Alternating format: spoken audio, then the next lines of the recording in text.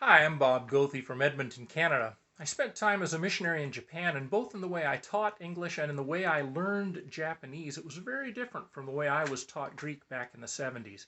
I decided this year to start a Greek class for folks in my church, and I wanted to incorporate into my teaching some of the strategies that have been used around the world over the last 40 years in modern language acquisition. That is, I wanted to see if I could teach Greek inductively. So rather than giving them paradigms and rules and then illustrating them, after I had translated 3 verses with them through the first 3 classes, I gave them this worksheet and asked them to tell me what made Greek tick. What did they observe about Greek? What are the things that are the same in these sentences? What are the things that are different? How does the meaning of a word change, or the function in the sentence change with the kind of suffix that it's got?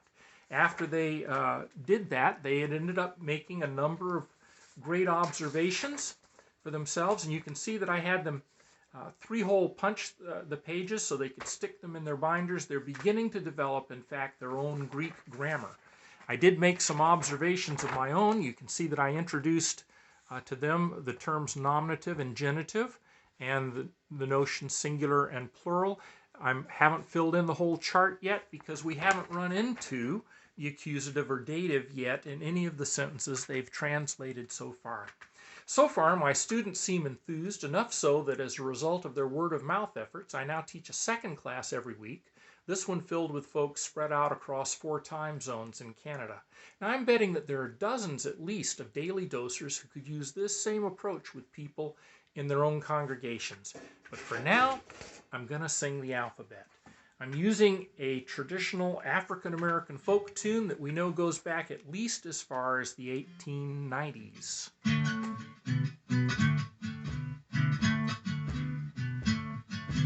Alpha, beta, gamma, delta, epsilon, zeta, eta, theta, iota, kappa, lambda, mu, nu, xi, omicron, pi, rho, sigma, tau, upsilon, phi, chi, psi, omega. Alpha, beta, gamma, delta, epsilon, zeta, eta, theta, iota, kappa, lambda, mu, nu, xi, omicron, pi, rho, sigma, tau, upsilon, phi, chi, psi, omega. Well, I don't mind marrying, but I don't like settling down. No, I said I don't mind marrying, but I don't like settling down. I'm gonna act like a railway man so I can roam from town to town. Well, it's T for Texas and T for Tennessee.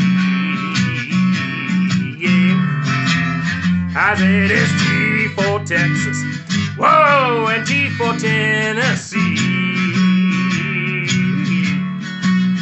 And it's T for Thelma, gal, it made a wreck out of me.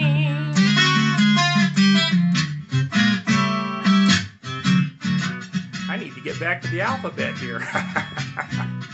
Now, there were some of you who are just listening and not singing, so come on and join me. Alpha, beta, gamma, delta,